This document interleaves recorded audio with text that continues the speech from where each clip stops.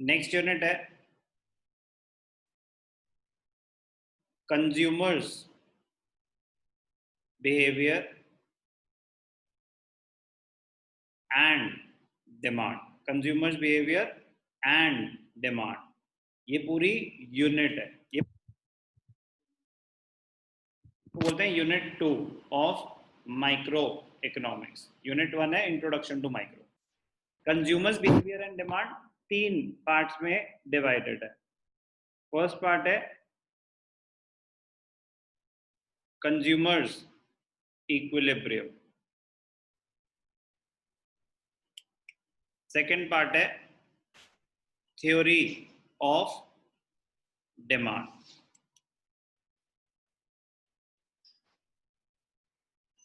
Third part है elasticity of demand.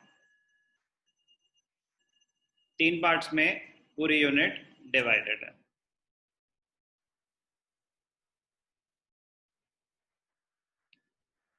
पूरी micro तो नहीं, इस यूनिट में सबसे टेक्निकल चैप्टर है कंज्यूमर इक्विलिब्रियम। सबसे टेक्निकल चैप्टर इस यूनिट का है consumers equilibrium.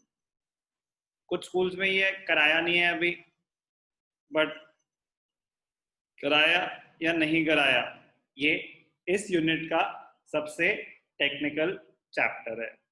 Theory of demand, elasticity of demand, very important but relatively easier as compared to consumers equilibrium। तो पहले हम स्टडी करते हैं कि कंज्यूमर्स इक्विलिब्रियम में क्या क्या आता है। सबसे पहले तो मतलब अच्छा खासा लंबा चैप्टर है, तो जब भी चैप्टर बड़ा हो ना, तो आपको अपनी एक चेकलिस्ट बनानी चाहिए कि उसमें आता क्या क्या है। कंज्यूमर्स इक्विलिब्रियम,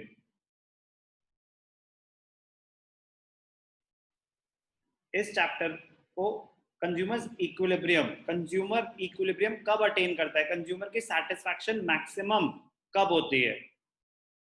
2 अप्रोचेस हैं, एक कार्डिनल अप्रोच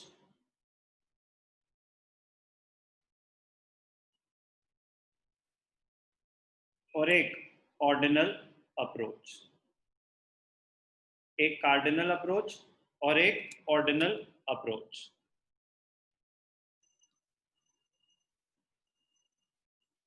कार्डिनल अप्रोच का मतलब क्या होता है, इसका दूसरा नाम है यूटिलिटी अप्रोच। कार्डिनल अप्रोच का दूसरा नाम क्या है, यूटिलिटी अप्रोच।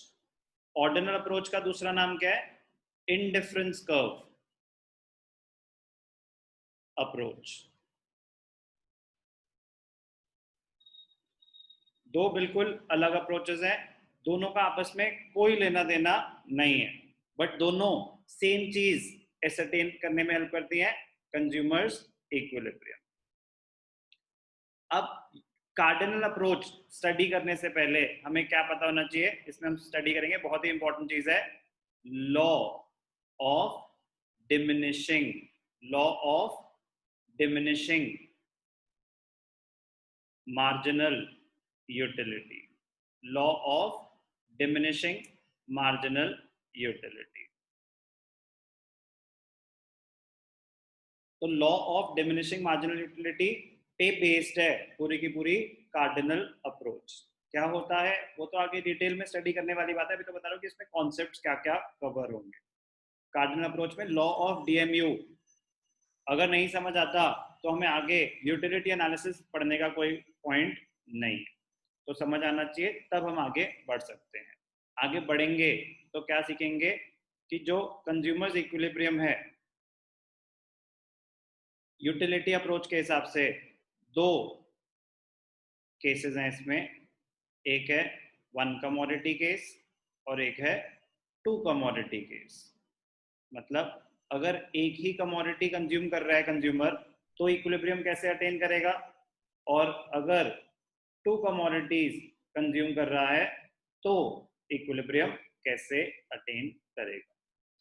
तो यूटिलिटी अप्रोच में लॉ ऑफ डीएमयू, अब law of diminishing marginal utility पढ़ रहे हो तो obviously meaning of utility, meaning of marginal utility, meaning of total utility, ये समझ आएगा, उसके बाद ही हमें लॉ पढ़ सकते हैं।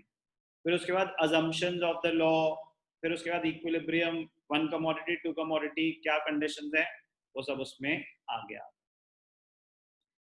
ऑर्डिनल अप्रोच, ऑर्डिनल अप्रोच में ध्यान से करने वाली है। इसमें पहले आप सीखेंगे कॉन्सेप्ट ऑफ बजट लाइन, कि बजट लाइन क्या होती है, स्लोप ऑफ बजट लाइन क्या होती है।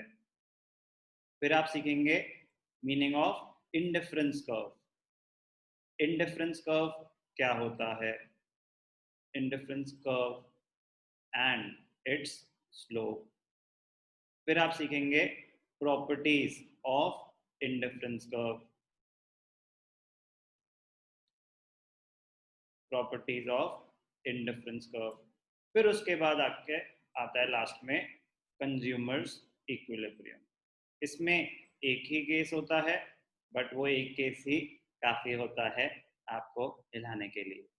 तो consumers equilibrium through indifference curve approach, इस पूरे चैप्टर का सबसे दिमाग लगाने वाला कॉन्सेप्ट।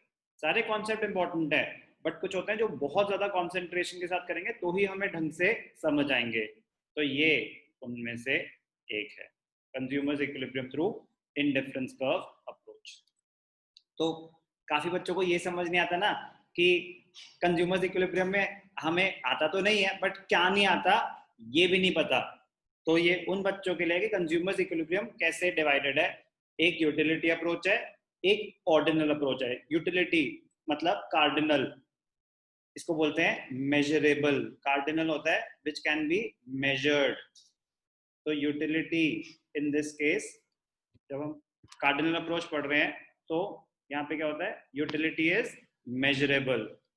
ऑर्डिनल अप्रोच में utility can not be measured, utility can not be measured. Utility measure नहीं कर सकते, बट अपनी प्रेफरेंसेस रैंक कर सकते हैं कि ये मेरे को फर्स्ट प्रेफरेंस ये है, सेकंड प्रेफरेंस ये है, थर्ड प्रेफरेंस ये है। तो वो हम सीखेंगे क्या ऑर्डिनल अप्रोच है, क्या कार्डिनल अप्रोच है।